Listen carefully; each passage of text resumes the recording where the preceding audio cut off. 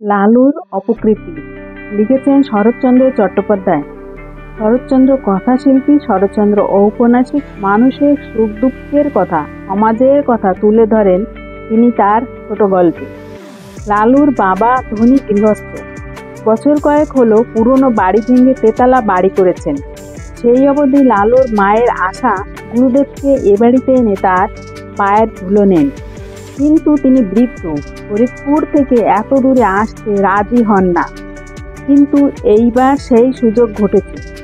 স্মৃতিরত্ন সূর্যগ্রহণ উপলক্ষে কাশী এসেছেন, সেখান থেকে লিখে পাঠিয়েছেন ফেরবার পথে নন্দরানীকে আশীর্বাদ করে যাবেন।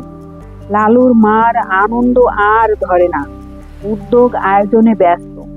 এতদিনে তার মনস্কামনা সিদ্ধ হবে, গুরুদেবের পায়ের ধুলো পড়বে, বাড়িটা পবিত্র হবে।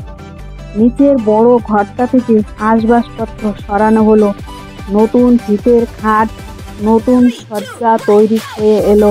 গুরুদেব শোবেন। এই ঘরের এক কোণে তার পুজো আহ্নিকের জায়গা হলো, কারণ তেতলায় ঠাকুর ঘরে উঠতে নামতে তার কষ্ট হবে। দিন কয়েক পরে গুরুদেব এসে উপস্থিত হলেন, কিন্তু কি দুর্যোগ! আকাশ ছেয়ে কালো মেঘের ঘটা, যেমন ঝড় তেমনি বৃষ্টি, তার আর বিরাম নেই। এদিকে মিষ্টান্নাদি তৈরি করতে, ফল ফুল সাজাতে লালুর মা নিঃশ্বাস নেবার সময় পান না। এরই মধ্যে স্বহস্তে ঝেড়ে ঝুড়ে মশারি গুজে দিয়ে বিছানা করে গেলেন। নানা কথাবার্তায় রাত হয়ে গেল। পথশ্রমে ক্লান্ত গুরুদেব আহারাদি সেরে শয্যা গ্রহণ করলেন। চাকর বাকর ছুটি পেল। সুকোমল শয্যায় পরিপাট্যে প্রসন্ন গুরুদেব মনে মনে নন্দরানীকে আশীর্বাদ করলেন।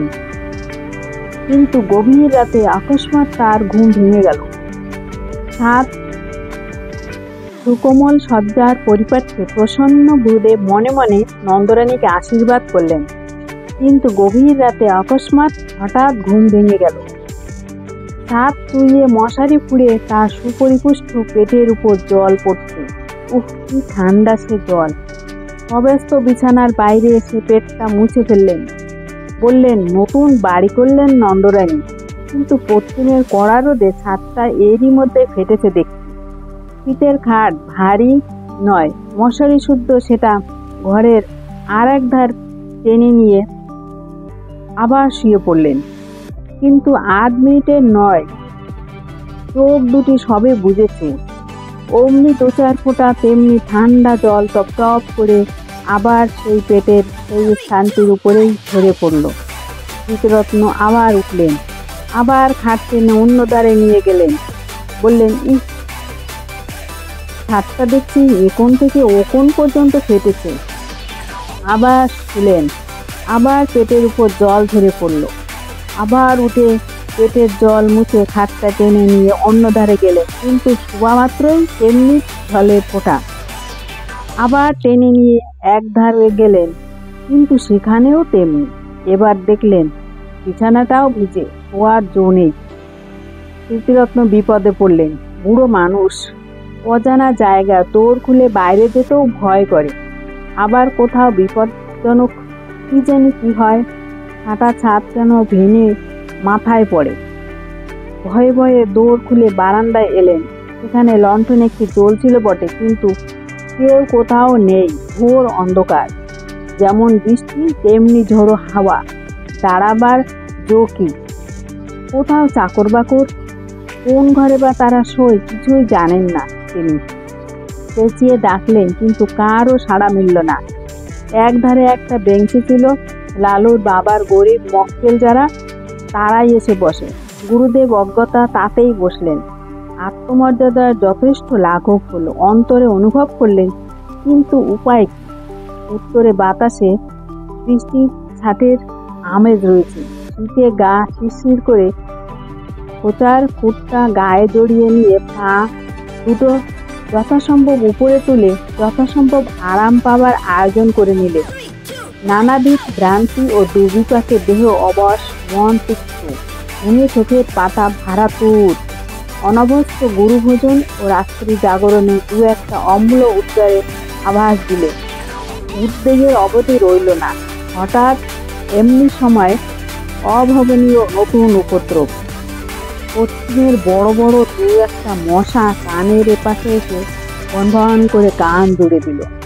চোখের পাতা প্রথমে সাড়া দিতে চায় না, কিন্তু মন সংখ্যায় পরিপূর্ণ হয়ে গেল। কি জানি এরা সংখ্যায় কত। মাত্র মিনিট দুই নিশ্চিন্ত হলো। গুরুদেব বুঝলেন এরা সংখ্যায় অগণিত। সে বাহিনীকে অপেক্ষা করে পৃষ্ঠে এমন বীরপুরুষ আর নেই। যেমন তার জ্বলুনি তেমনি তার চুলকুনি। স্মৃতিরত্ন দ্রুত স্থান ত্যাগ করলেন, কিন্তু তারা সঙ্গ নিল। ঘরের মধ্যে জানলার জলের যেমন উপদ্রব, তেমনি বাইরে মশারও ঠিক তেমনি উপদ্রব। হাতে পায়ের নিরন্তর আপেক্ষ গামছার সঘন সঞ্চালনে যখন কিছুতেই আর আক্রমণ প্রতিহত করা যায় না, স্মৃতিরত্ন এপাশ থেকে ওপাশ ছুটে বেড়াতে লাগলেন।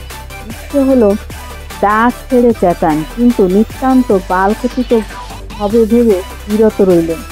কল্পনায় দেখলেন বাড়ির যে যেখানে আছে পরম নিশ্চিন্তে সুপ্ত, তবু তারই ছুটোছুটির বিরাম নেই।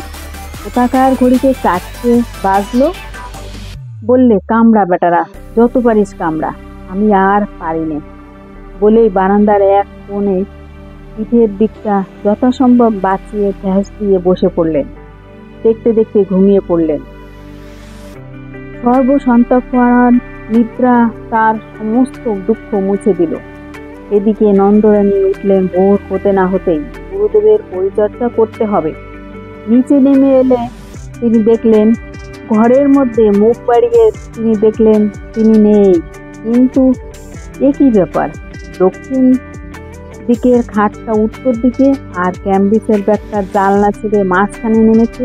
কোষাকুষি আসন আসবাবপত্র প্রভৃতি আহ্নিকের জিনিসপত্রগুলো সব এলোমেলো স্থানভ্রষ্ট। কারণ কিছুই বুঝলেন না। বাইরে এসে চাকরদের ডাকলেন, তারাও কেউই তখনও ওঠেনি। তবে একলা গুরুদেব গেলেন কোথায়? হঠাৎ দৃষ্টি পড়ল, ওটা কি? কাছে গিয়ে দেখলেন তার গুরুদেব। অব্যক্ত অসংখ্যায় চেঁচিয়ে উঠলেন, গুরুমশাই, গুরুমশাই, ঠাকুরমশাই। ঘুম ভেঙে স্মৃতিরত্ন চোখ মেলে চাইলেন, তারপর ধীরে ধীরে সোজা হয়ে বসলেন। নন্দরানী ভয়ে ভাবনায় লজ্জায় কেঁদে ফেলে জিজ্ঞাসা করলেন, ঠাকুরমশাই, আপনি এখানে কেন? স্মৃতিরত্ন উঠে দাঁড়িয়ে বললেন, সারা রাত দুঃখের আর ছিল না রে মা। কেন বাবা? নতুন বাড়ি করেছি বটে মা, কিন্তু ছাদ কোথাও আর আসতো নাই। সারা রাতের বৃষ্টি বাদল বাইরে তো পড়েনি, পড়েছে আমার গায়ের উপর। ছাদ টেনে যেখানেই নিয়ে যায় সেখানেই জল পড়ে। পাশে ছাদ ভেঙে মাথায় পড়ে, পালিয়ে এলাম বাইরে। কিন্তু তাতেও কি রক্ষে আছে মা? পঙ্গপালের মতো ডাসমশা যাকে যাকে সমস্ত রাত্রি যেন কুবলে খেয়েছে। গায়ের রক্ত বোধহয় আর নেই। অনেক সাধ্য সাধনা করে গুরুদেবকে নিয়ে আসা হয়েছে, আর তার এমন অবস্থা দেখে চোখে জল এসে গেল নন্দরানী। বললে, বাবা, বাড়িটা যে তেতালা, আপনার ঘরের উপর আরো 2টো ঘর আছে, বৃষ্টির জল আসবে কি করে শুনি? বলতে বলতেই সহসা তার মনে হলো এ হয়তো ওই শয়তান লালুর শয়তানি বুদ্ধি।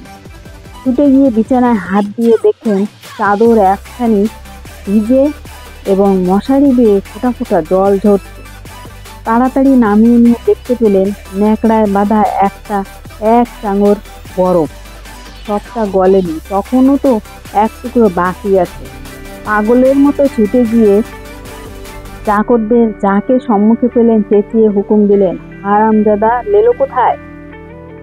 কাজকর্ম সব চুলোয় যাক, বজ্জাতটাকে যেখানে পাবি মারতে মারতে নিয়ে আয়। লালুর বাবা সেইমাত্রই নিচে নামছিলেন। নন্দরানীকে কেঁদে ফেলে বললেন, হয় তোমার ওই লেলোকে বাড়ি থেকে তাড়াও, না হয় আজই আমি গঙ্গায় ডুব দিয়ে মরব। কি করলো সে? নন্দরানী সব দেখালেন, সব বললেন। স্বামীকে বললেন, এই দস্যি ছেলেকে নিয়ে ঘর করা যায়? গুরুদেব ব্যাপারটা সব বুঝলেন। নিজের নির্বুদ্ধিতায় বৃদ্ধ হা হা করে হেসে ফেললেন।